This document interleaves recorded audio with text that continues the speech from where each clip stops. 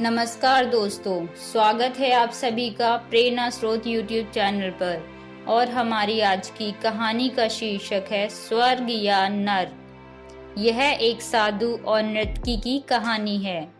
किसी गांव में एक साधु रहता था जो दिन भर लोगों को उपदेश दिया करता था। उसी गांव में एक नर्तकी भी थी जो लोगों के सामने नाचकर उनका मन बहलाया करती थी।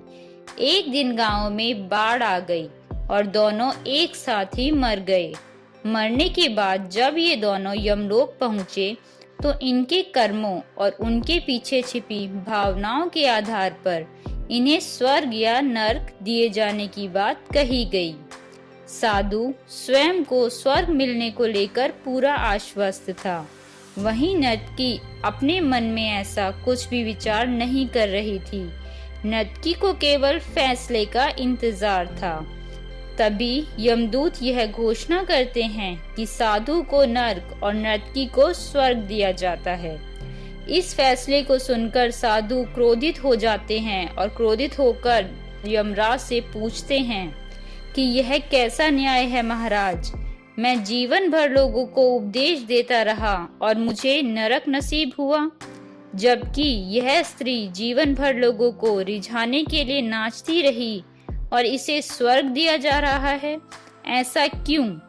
यमराज ने शांत भाव से उत्तर दिया, यह नर्तकी अपना पेट भरने के लिए नाचती थी, लेकिन इसके मन में यही भावना थी कि मैं अपनी कला को ईश्वर के चरणों में समर्पित कर रही हूँ, जबकि तुम उपदेश देते हुए भी यह सोचते थे कि काश तुम्हें भी नर्तकी का नाच देखने को मिल जाता।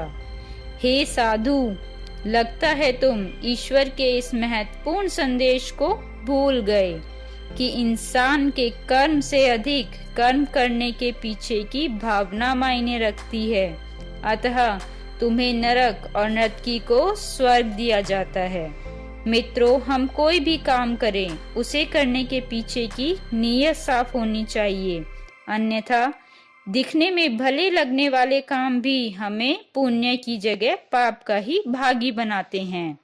उदाहरण के रूप में जिस प्रकार महाभारत के युद्ध में कौरवों की हार हुई और पांडवों की जीत, परंतु मौत के बाद दुर्योधन को स्वर्ग मिला, वहीं युधिष्ठिर को कुछ समय और उनके चारों भाइयों को संपूर्ण नरक में जाना पड़ा। धन्यवाद।